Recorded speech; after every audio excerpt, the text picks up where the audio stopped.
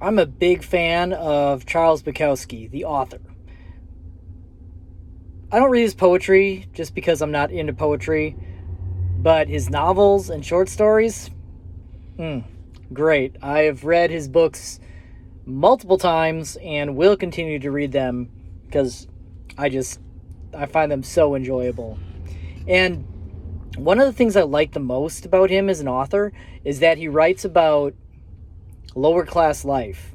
You know, the dirty, the ugly, the bottom, the everything in life that's grungy.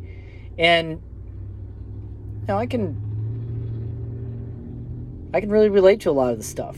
And it got me thinking that this is, well, I don't know about the first time in history because our memories are short. But really, there wasn't, until recently, there was not art like this. Because he was writing, most of his stories are about his life, embellished maybe, but stories about things things he went through or saw, or just life, and they're real, and you can just feel the realness of them. And it's not, I don't think that art like that used to be possible because he went through all this stuff. He was a Skid Row guy, and he was lower class. And until recently, anybody who wasn't, landed gentry or leader,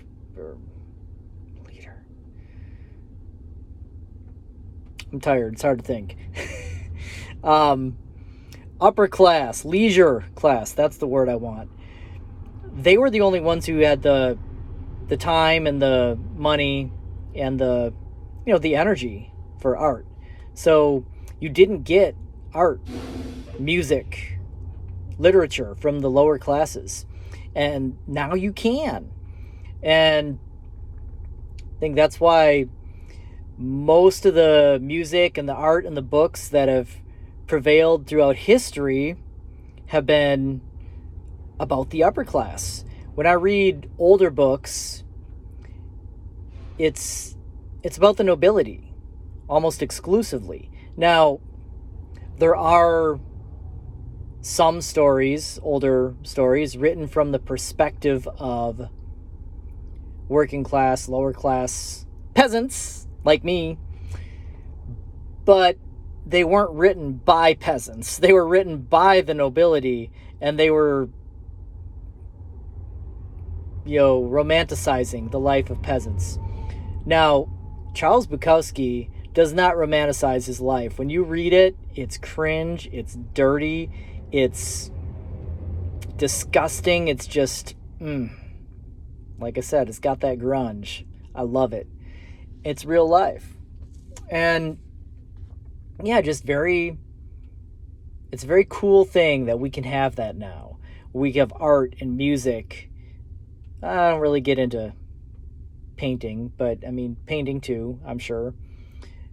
I don't really get into poetry either, but I'm sure there's poetry out there. Grungy poetry.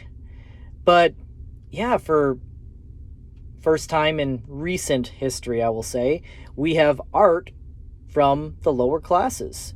And it's great.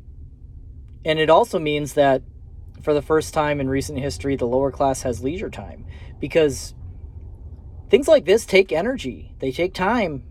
And when you are solely focused on survival, you don't have energy and time for art or self-expression. You're just trying to survive. And if you're not doing things that are putting food on the table or a roof over your head, you are resting, saving your energy for when you do things that put food on the table and a roof over your head. And I know this life very well. So, yeah, just a cool little thought that, yeah, for the first time in recent history, we have art coming from the lower classes, and I love it. Charles Bukowski, he's the man. Read his stuff.